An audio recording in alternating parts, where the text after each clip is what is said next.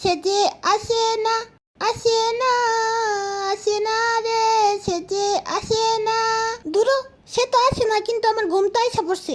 কিরে, কে আসে না? আর তুই এগুলা কি নিয়ে রাখছস? দাও, চাপাটি, বটি, লাঠি, কি ব্যাপার? কার জন্য অপেক্ষা করতেছস?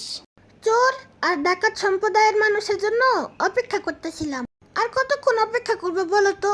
এই যে দেখো না, কত কিছু রেডি করে রাখছি আমি তাদের জন্য, কিন্তু তাদের আসার কোনো নামই নাই। একটা মানুষরা এত অপেক্ষা করানো কি ঠিক বলো?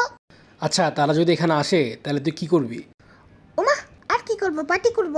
আমি গান গাবো আর তারা নাচবে। কি গান গাবি?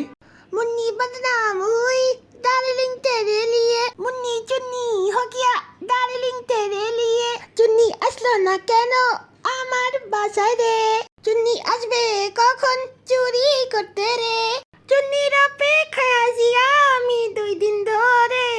মুন্নি চুন্নি হইল ডার্লিং তেরে লিয়ে।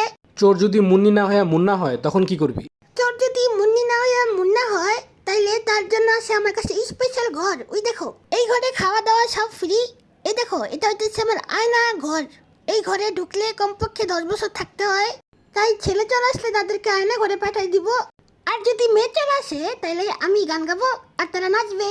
তুই এত শয়তান হইলি কেমনে? কারণ তুমি আমার আব্বা যে, তাই।